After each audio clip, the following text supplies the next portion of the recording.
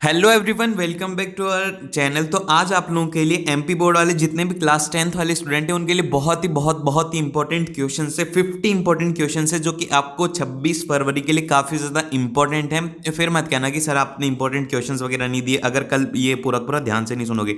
ये इतने important question हैं कि यहाँ से कल आप लोगों को 26 फरवरी को इसमें से देखने को मिलेंगे। तो कंप्लीटली वॉच करने ये क्वेश्चन आपको देखने को ही मिलेंगे। तो फिर चलिए स्टार्ट करते हैं। स्टार्ट करने से पहले मेरे को हर बार आप लोगों से एक ही प्रॉब्लम रहती है कि आप लोग क्या करते हो, सब्सक्राइब नहीं करते। तो सब्सक्राइब कर दो जल्दी से, ताकि आप लोगों को और भी इससे इंपॉर्टेंट वीडियोस मिले, और भी सब्जेक्ट की वीडियोस मिले। तो सब्सक्राइब कर दो और इस वीडियो का लाइक एम रखते हैं कि 1K लाइक्स तो हो ही जाने चाहिए। जल्दी से 1K लाइक्स करवा दो, जल्दी फास्टली 1K लाइक्स करवा दो। फिर उसके बाद में जल्दी से स्टार्ट करते हैं इस पेपर को सॉल्व करना। तो हर एक क्वेश्चन को ध्यान से सुनना, ऐसे क्वेश्चन देखने को मिलेंगे। तो यहाँ पर पूरे पूरे 50 क्वेश्चंस रहने वाले। तो हर एक क्वेश्चन को ध्यान से सुनते हुए चलना, जल्दी जल्दी सॉल्व करते हुए चलेंगे। तो पूरा पूरा कंप्लीटली वॉच करना, जब जा करके आपको इसका फायदा होगा। तो फिर चलिए स्टार्ट करते हैं। सबसे पहले जो क्वेश्चन है वो है कि संविधान में मौलिक कर्तव्य है। कौन सा मौलिक कर्तव्य है भाई? कितने मौलिक कर्तव्य हैं? 11 मौलिक कर्तव्य हैं। फिर उसके बाद में ब वाले के अंदर है कि राज्यपाल अनिवार्य अंग रहता है। किसका अनिवार्य रंग है यहाँ पर? संसद का, विधानसभा का, न्यायपालिका का या राज्यसभा का? तो यहाँ पर विधानसभा का एकदम से सही रहने वाला है। फिर से वाला है इसके अंदर कि आतंकवादी किन माध्यमों से गतिविधियों को संचालित करते हैं। यहाँ पर शांति वार्ता नहीं करते, शिक्षा नहीं, राजनीति नहीं, हत्या और अपहरण से स्टार्ट करते हैं। तो यहाँ पर इसके होगी ये प्रश्न, इनके आंसर हैं। फिर उसके बाद में आता है द के अंदर। द वाले में है कि भारत में अब तक पूर्ण हुई 5 वर्षीय योजना की कितनी 5 वर्षीय पूरी हो चुकी हैं? तो यहाँ पर 12 5 वर्षीय योजनाएं पूरी हो चुकी हैं। फिर ई वाले के अंदर है कि उपभोक्ता जागरूकता आवश्यक है। कि किस लिए आवश्यक है? शोषण से बचाव के लिए। हाँ, एकदम से सही है। फिर उच्च जीवन स्तर के लिए ये भी सही है। हानिकारक उपभोग रोकने के लिए ये भी सही है। तो सारे के सारे उपयुक्त सभी हैं। तो इसका सही उत्तर है रहेगा चौथा। इसके अंदर बच्चे ज्यादातर गलती क्या करेंगे कि पूरा पूरा नहीं पढ़ेंगे। ई वाले के अंदर देखेंगे कि पहला सही है तो पहला मार्क करेंगे। ऐसी गलती मत करना, पूरे पूरे ध्यान से देखना। फिर उसके बाद में आते हैं यहाँ पर दूसरी तरीके के क्वेश्चन, जो कि है यहाँ पर भूकंप की दृष्टि से भारत में अत्यधिक प्रभावित क्षेत्र। तो भूकंप से अत्यधिक प्रभावित क्षेत्र की अगर बात करें तो वो है यहाँ पे कच्छ, सबसे ज्यादा इससे प्रभावित है। और झंडा सत्याग्रह का प्रारंभ मध्य प्रदेश के किस शहर में हुआ था? तो यदि बात करें कि यहाँ पर झंडा सत्याग्रह की बात करेगी, तो झंडा सत्याग्रह की प्रारंभ की बात करें तो वो स्टार्ट हुआ था जबलपुर से। और यहाँ पर बोला गया कि भारत के संविधान में कितने अनुच्छेद हैं, इनके नंबर जरूर से याद होने चाहिए। जैसे कि कितने अनुच्छेद हैं, कितनी पंचवर्षीय योजना है, तो यही पूछे जाएंगे। अगर सही विकल्प चुनिए उस में से आएगा तो उनमें से बस यही क्वेश्चन चुने जाएंगे कि जिसके अंदर की जो होगा कि संख्याएं कितनी है। जैसे कि यहाँ पर बोला गया कितने अनुच्छेद हैं, कितनी पंचवर्षीय योजनाएं हैं, कौन से सन में युद्ध स्टार्ट हुआ था, कौन से सन में हिटलर क्या था, ये सब पूछे जाने वाला है। तो सन जरूर से याद रखना। अगर यहाँ पर बात करें स वाले के अंदर, जिसके अंदर बोला गया कि भारत के संविधान के कितने अनुच्छेद हैं, तो यहाँ पर भारत के संविधान में 395 अनुच्छेद हैं। फिर चलते हैं यहाँ पर तीसरे के अंदर सिंचाई से संबंधित योजना। तो सिंचाई से संबंधित योजना की अगर हम बात करें तो वो रहने वाली है यहाँ पर वन्य उपयोजन, नहीं मतलब क्या, निर्मल नीर योजना रहेगी, या फिर शहर धार योजना रहेगी, वन उपयोजन रहेगी, या फिर भूमि शिल्प योजना रहेगी। तो यहाँ पर जो सही योजना है वो है यहाँ पर पहली योजना की निर्मल नीर योजना रहेगी। फिर उसके बाद में ड में आते हैं, जिसके अंदर है कि भारत में सेवा कर किस वित्तीय वर्ष में प्रारंभ हुआ था? तो अगर हम बात करें यहाँ पर वित्तीय वर्ष की बात करी जा रही तो वो हुआ था 1994 से 1995। तो ये इसका एकदम से सही उत्तर है। फिर उसके बाद में चलते हैं यहाँ पर क्वेश्चन नंबर 3, जो भी एमसीक्यू है। इसके अंदर बोला गया कि लोहे अयस्क किस प्रकार का संसाधन है? यहाँ पर नवनीकरण योग्य है, नहीं, प्रवाह नहीं हो सकता, जीव नहीं हो सकता, अनवनीकरण योग्य है। तो यहाँ पर ये इसका सही उत्तर रहेगा। अ वाले का वो है 4। फिर उसके बाद ब वाले के अंदर कि पंजाब में भूमि निम्नीकरण के लिए निम्नलिखित में से कौन से मुख्य कारण? तो ब वाले का उत्तर मेरे को जल्दी से बताओ कि सर ब वाले का उत्तर ये है, जल्दी बताओ। अब ब वाले का उत्तर जिसने भी कहा है अधिक सिंचाई, अधिक सिंचाई एकदम से सही इसका आंसर है। फिर उसके बाद में स वाला है, जिसमें इनमें से कौन सी रबी फसल है? अब देखो रबी फसल की बात करी गई है। अब यहाँ से एक क्वेश्चन ही 5-6 क्वेश्चन बन सकते हैं। अब जैसे कि यहाँ पर आपको तो पता है कि रबी फसल यहाँ पर ये है चना, ठीक है। अब इसमें ये भी प्रश्न बन सकता है कि यहाँ पर कौन सी ये चना फसल कौन सी है, रबी है कौन सी, ठीक है। अब रबी के अलावा बोल दिया जाए कि खरीफ फसल कौन सी है। ये सब कुछ सारी सारी फसलों के नाम याद होने चाहिए, ये पूछे जा सकते हैं। तो साथ में याद करते हुए चलिए, मैं बताता जा रहा हूँ उनको करते हुए चलिए। फिर उसके बाद में है कि निम्न में से कौन सा उद्योग चूने पत्थर का माल रूप में प्रयुक्त करता है? तो यहाँ पर चूने पत्थर को कच्चे माल के रूप में जब प्रयुक्त करने की बात करी जा रही तो वो सीमेंट में होता है। तो सीमेंट एकदम से सही है।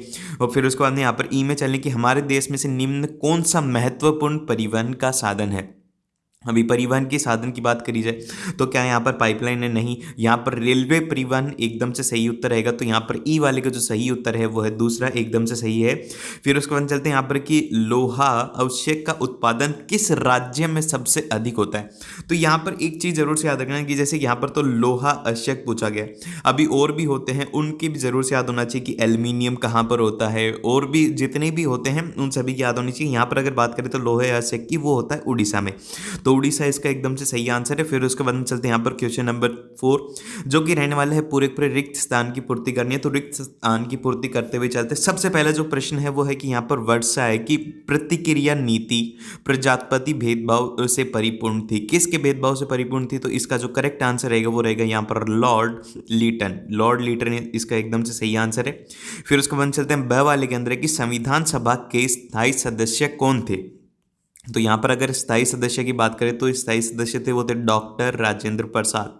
मैं लिख देता हूँ डॉक्टर राजेंद्र प्रसाद, ठीक है। तो डॉक्टर राजेंद्र प्रसाद स्थायी सदस्य थे। फिर उसके बाद में है कि चीन में कितने के परिवार का आदर्श माना गया, कितने बच्चों को? यहाँ पर बच्चों की बात करेंगे तो यहाँ पर एक बच्चे को परिवार का आदर्श माना गया है, तो एक बच्चे इसका एकदम से सही आंसर रहेगा।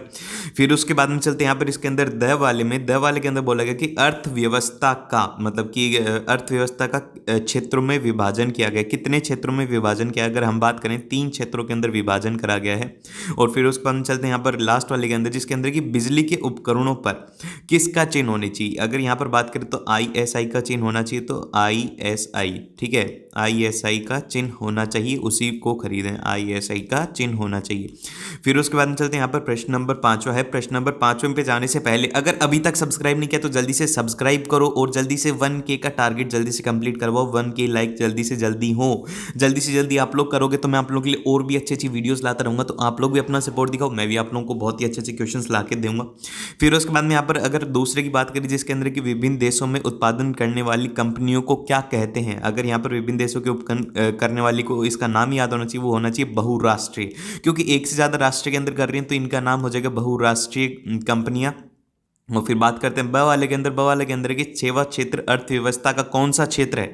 अगर यहाँ पर बात करी है तृतीय क्षेत्र, तो यहाँ पर ये क्या है? तृतीय क्षेत्र है, और तृतीय क्षेत्र है। फिर उसको अपने स वाले के अंदर कि श्वेत क्रांति द्वारा भारत में को बढ़ावा मिला, किसको बढ़ावा मिला था? दूध के उत्पादन को सबसे ज़्यादा बढ़ावा मिला था, तो यहाँ पर जो इसका सही आंसर रहेगा दूध का उत्पादन को सबसे ज़्यादा मिला था। फिर उसके बाद में वंदे मातरम जो गीत था उसकी रचना किसने करी थी? ये ज़रूर से याद होना चाहिए, ये इंपॉर्टेंट है।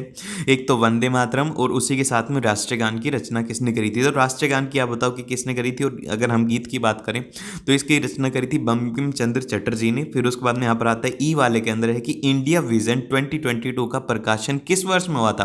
तो ये एकदम से डेट है। अब ये आपके सही विकल्प में भी पूछा जा सकता है, विकल्प वाले प्रश्न में भी पूछा जा सकता है। तो अगर इसकी बात करें कि इंडिया विजन 2022 का प्रकाशन कब हुआ था, तो ये प्रकाशन हुआ था 1998 में, तो 1998 इसका एकदम से सही उत्तर रहेगा। फिर उसके बाद चलते हैं यहाँ पर प्रश्न नंबर 6 में।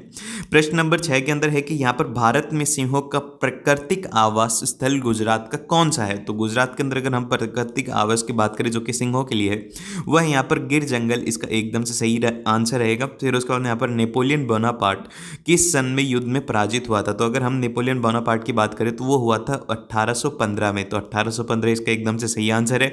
फिर उसके बाद है कि करो या मरो का नारा किसने दिया था? ये करो या मरो का नारा करेंगे तो ये बात हमारे महात्मा गांधी जी ने दी थी, तो महात्मा गांधी इसका एकदम से सही आंसर हो जाएगा।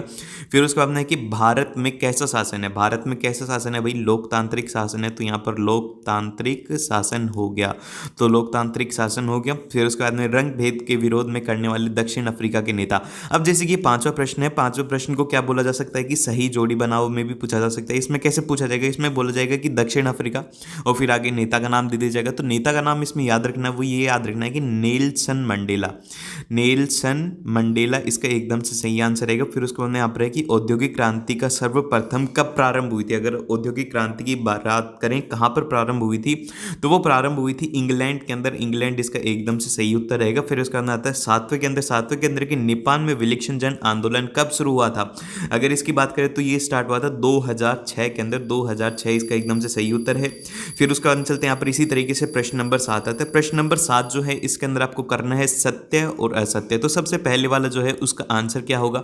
सत्य और असत्य में से अ वाले का मेरे को उत्तर बताइए कि अ वाले का उत्तर क्या होगा। अगर हम अ वाले के उत्तर की बात करें कि 1557 के संग्राम के समय भारत में गवर्नर जनरल लॉर्ड इज़ाहिद थे, तो क्या ये बात सही है? एकदम से असत्य, पहला ही असत्य निकला। मैं असत्य को ऐसे लिख देता हूँ, सत्य को ऐसे लिख दूंगा, ठीक है। अब राज्यसभा के सदस्यों की अधिकतम संख्या 250 है, एकदम से सत्य बात है भाई, एकदम से सही है, तो इसका सही हो गया। और फिर आर्थिक विकास एवं सत्य एवं निरंतर चलाने वाली प्रक्रिया है, एकदम से सत्य है। और फिर उसके बाद में बात करें यहाँ पर कृषि उत्पादों की गुणवत्ता को प्रभावित करने वाले चिन्ह को एगमार्क कहते हैं, हाँ भाई एकदम से सही बात है, ये भी सत्य है। और फिर यहाँ पर भारतीय अर्थव्यवस्था की पूंजीवादी प्रणाली को अपनाया गया, नहीं, एकदम से असत्य है यहाँ पर, ये एकदम से असत्य है, ये असत्य है। 3 असत्य थे और 2 असत्य थे, तो ये हो गए। अब आता है प्रश्न नंबर 8, जो कि सत्य और असत्य के ऊपर ही निर्भर है। तो यहाँ पर इसको करना है, सबसे पहले अगर बात करें कि शिक्षा एवं स्वास्थ्य सामाजिक अंदोचन के अंग है, तो क्या ये बात सही है? हाँ एकदम से सही है, ये वाला तो एकदम से सत्य है। फिर दूसरे की बात करें, यहाँ पर मानस वन जीव अभ्यारण्य सिक्किम में स्थित है, क्या ये बात सही है? एकदम से असत्य है, ये एकदम से गलत है, क्या है? ये असत्य है। फिर इसकी बात करें, रासायनिक उद्योग में सबसे अधिक वायु प्रदूषण होता है, हाँ ये एकदम से सही है, सबसे ज़्यादा जो वायु प्रदूषण होता है वो रासायनिक उद्योग से ही होता है। और यहाँ पर अगर बात करें, भारत में रेलवे जोन की कुल संख्याएं 16 है, क्या ये बात सही है? एकदम से असत्य है, ये बात एकदम से गलत है। और फिर उसके बाद में यहाँ पर लास्ट वाले के अंदर चले कि सर्वाधिक बाढ़ प्रभावित क्षेत्र राज्य जो है मध्य प्रदेश है, नहीं एकदम से गलत है, तो ये असत्य है। फिर उसके बाद में चलते हैं यहाँ पर नेक्स्ट प्रश्न की तरफ, जो कि है हमारा प्रश्न नंबर जो 9, जो कि भी असत्य और असत्य पर ही है। जो वनस्पति मूल रूप से भारतीय नहीं उसे देशज वनस्पति कहते हैं, नहीं एकदम से गलत है, उसे विदेशज कहा जाएगा। और श्रीलंका में सिंहाली भाषा को राजभाषा घोषित किया गया है, क्या ये बात सही है? एकदम से सही है। और फिर उसके बाद में भारत में एक दलीय प्रणाली प्रचलित है, क्या ये बात एकदम से सही है? एकदम से गलत है। और 1990 में भारत का गठबंधन सरकार की शुरुआत हुई थी, क्या ये बात सत्य है? एकदम से सत्य है। और अगर बात करें यहाँ पर कि ईसाई धर्म के कैथोलिक और प्रोटेस्टेंट में 2 भागों में बांटा गया है, क्या ये बात सही है? एकदम से गलत है। और अगर बात करें, अब उसके बाद में आता है कि हमें सही जोड़ी बनानी है। अब जोड़ी बनाने वाले प्रश्न को थोड़ा ध्यान से सुनना, ध्यान से सुना। अगर अभी तक आप लोगों ने ध्यान से मेरी बात को नहीं सुना है तो ये कर दो जल्दी से सब्सक्राइब, ठीक, सब्सक्राइब करो जल्दी से, और जल्दी से 1 के टारगेट करवाओ, क्योंकि देखो मेरे को अब जैसे कि मैं जितना ज़्यादा बोलूँगा उतना ज़्यादा आप लोग करते हो, तो अभी तक अगर देख रहे हो और अभी तक सब्सक्राइब नहीं किया तो अब तो आपको कर लेना चाहिए, क्योंकि इतना बढ़िया कंटेंट आपको कहीं पर भी नहीं मिलने वाला। तो फिर यहाँ पर अगर पहली बात करें दगीच गाम की अगर हम बात करें, तो इसका जो सही उत्तर रहेगा वो रहेगा जम्मू और कश्मीर रहने वाला है। मैं यहाँ पर लिखता हुआ चलता हूँ कि फर्स्ट वाले का जो रहेगा वो रहेगा घ। फिर सेकंड वाले की बात करें, कपास की जब बात करी जा रही तो यहाँ पर वो होगी महाराष्ट्र में, एकदम से सही है। और फिर मुक्ति वाहिनी सेना की अगर बात करें तो यहाँ पर ही हो जाएगी बांग्लादेश में, तो बांग्लादेश में, मैं क्या बोल रहा हूँ आज, ये हो गया क्या। और फिर चौथे के अंदर बात करेंगे कोकरण की अगर हम बात करते हैं तो कोकरण में रहेगा सूर्य मंदिर, तो यहाँ पर इसका हो जाएगा ड। और पांचों की बात करें यूनाइटेड टेलीकॉम की जो खास बात है वो है नेपाल के अंदर, तो ये हो गया है इसका एकदम से सही उत्तर। तो इस तरीके से रहने वाले हैं। अब चलते प्रश्न नंबर 11 के अंदर। प्रश्न नंबर 11 है, 11 वाला है कि इसके अंदर बहादुर शाह जफर, अगर हम बहादुर शाह जफर की बात करें तो अ वाले का जो उत्तर रहेगा वो रहेगा दिल्ली, एकदम से सही उत्तर है। बहादुर शाह जफर का आंसर रहेगा दिल्ली। और कांग्रेस का विभाजन कहाँ हुआ? तो कांग्रेस का विभाजन हुआ था सूरत के अंदर। और यहाँ पर भारत पाकिस्तान का युद्ध किस लिए हुआ था? आज़ाद कश्मीर के लिए। और कोपरा क्या होता है? वो होता है उपभोक्ता सुरक्षा अधिनियम। और यहाँ पर हॉलोमार्क किसके लिए देखा जाता है? वो देखा जाता है स्वर्ण आभूषण के लिए। तो ये थे पूरे आप लोगों के लिए 50 इंपॉर्टेंट क्वेश्चन। अगर आपने अभी तक देखा है तो आपने बहुत ही अच्छे से अपनी प्रिपरेशन कर ली है। और अगर अभी तक लाइक नहीं किया तो लाइक करो, सब्सक्राइब नहीं किया तो सब्सक्राइब करो, क्योंकि और भी इससे इंपॉर्टेंट पेपर आने वाले हैं। 26 जनवरी के लिए बेस्ट ऑफ लक, बहुत ही अच्छे से पेपर करना, कोई दिक्कत वाली बात नहीं, अच्छे से प्रैक्टिस करो, बढ़िया पेपर होगा।